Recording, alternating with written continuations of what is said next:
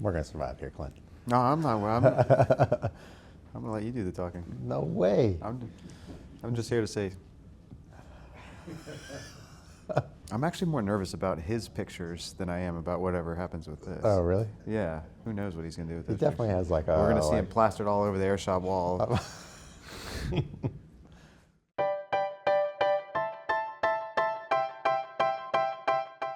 I'm a firefighter. My name is Clint Herring. I'm at Station 208, Landmark, Alexandria, Virginia.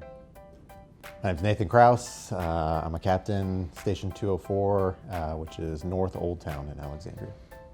I'll be going on 14 years this year. And I'll be 15 years with Alexandria this year.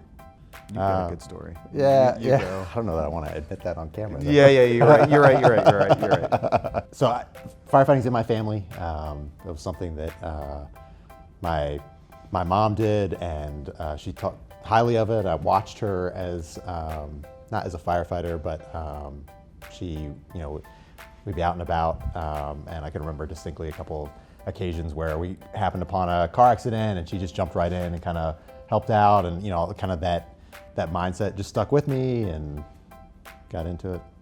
You ever seen the movie Backdraft? No, I'm just kidding. Yeah, I decided at some point, I did some other jobs and decided I wanted to, a common story, I wanted to work with my hands, get out of an office, I wanted to be on my feet, I wanted to be active.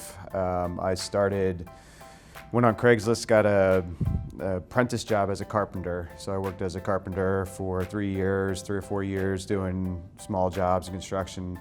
And I liked it, and it satisfied that sort of part of working with my hands, and I learned a lot during that, but there was sort of another element that was kind of missing, and I think it was that service element, service to the community and all of the things that come around. I started getting interested in the fire department around that time, talked to some people who were in the fire department, learned about the brotherhood and the culture and the schedule and everything kind of lined up. It was a perfect combination of doing something physical, but also with that kind of element of something satisfying at sort of a deeper level too. And Backdraft. The people I get to work with, it's also probably the least favorite part of it sometimes, but the friendships you can't replicate that in any kind of way. We work together 24 hours. I know it all sounds cliche, but it's true. You really form bonds with people, and the nature of the firehouse and the joking and all of that. It's a work environment that you don't get in a lot of other places. So the thing that keeps me, there's a lot of great stuff about the job, a lot. But if I had to just nail down one thing, it's the bond formed with the people that I work with. Yeah, I think I would echo some of what Clint said. I think there's a piece of that is that's incredible. Those are, there are memories and experiences and the time that you spend with those individuals. I mean, we're spending a third of our lives literally with these people, and so like the bond that's formed there is something you don't get anywhere else.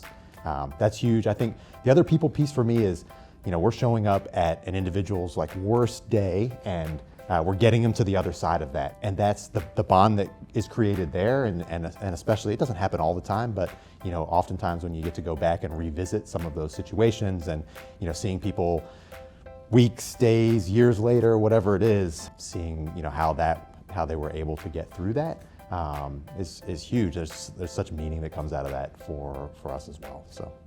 We delivered a baby in the field at the townhouses on Clouds Mill, right down the road from us. And this kid's like 4 years old now, and we still see the dad, and we're like, hey, how's he doing, You remember us? He's like, yeah, I remember you. Yeah. It takes more of a toll, and it's not what I think people on the outside think. The running into burning buildings and all that stuff, that's what we signed up for. That's what we do. That doesn't take a toll, What takes a toll, I think, is I'm a family guy. There's nothing means more to me than my family, and this job does take a lot of time. Like you said, a third of your life, spent completely away from your family, your real, your blood family. And so I think that takes a toll eventually. Now the trade-off for that is that we kind of discussed it on the way here, is the satisfaction that you get from doing work that you love. You kind of show up for your family in a better place, as opposed to a lot of jobs that just kind of drain you. But I think the time away from the family takes a toll, and then the physical toll. I'm dealing with it right now. If you can't tell, I'm exhausted. I got off shift last night. We ran all night long, you know, and after 14 years of every other night getting zero sleep, it takes a toll, you know. So I think the physical toll and the being away from your family for long stretches and stuff takes a toll. But that being said, it makes up for it in other ways. You know, that it kind of counteracts it and gives you the ability to keep going. And same with the people, you know. I hate buzzwords, but you know, that term trauma bonding, you know, that's real. You know, like there's nobody that I can decompress with better about work-related stuff than the guys at the kitchen table at the firehouse, you know. Yeah, I mean, I do think that there's a piece of the job that certainly is, I think immediately, like, even my head maybe goes there, but I think in general, like, folks think that it's the traumatic nature of what we see or the intensity of what we see, and maybe there's a piece of that, but I would argue it's like just the constant need to be like at the top of your game and respond, and that the reality is the majority of emergencies just aren't emergent in nature, and so, you know, it's just this constant like ramp up cycle, and I think that's like, I don't know, I think it takes a toll over time, you know, especially when you're maybe expecting one thing and it's not that. I think that can be a strain over time. I think in general, we want to, you know, we come to the job with a lot of expectations about what it's going to be, and it's oftentimes not that exactly, and I think that's, you know, that can be a strain as well.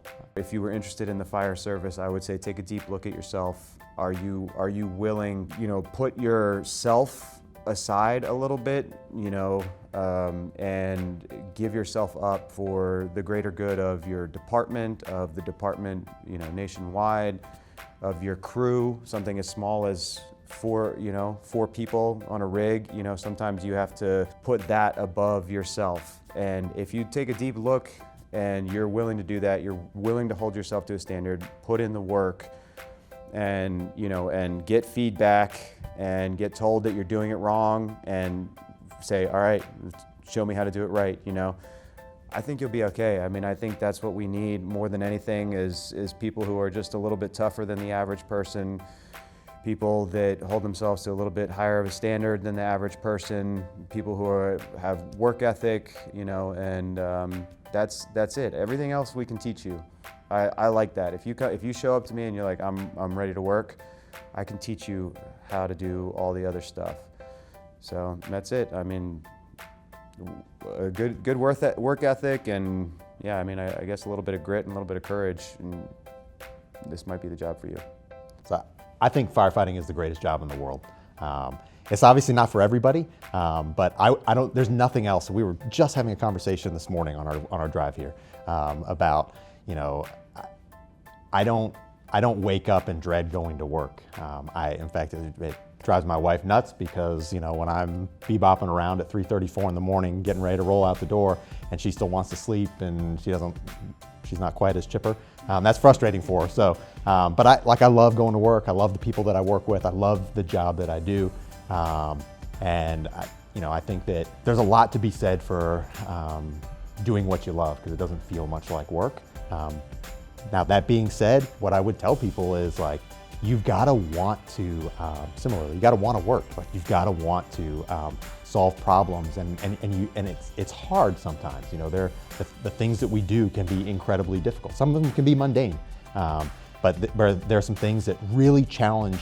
It challenges your physical capabilities. It challenges your mental capabilities. There's some things that challenge you academically, certainly emotionally, and those are. It's a struggle to work through all of that. However, that's where I feel like the most reward comes at the end of that, you know. And if you're willing to put in that kind of hard work, like, there isn't a better job out there in my mind. It's just Yeah, it's incredible.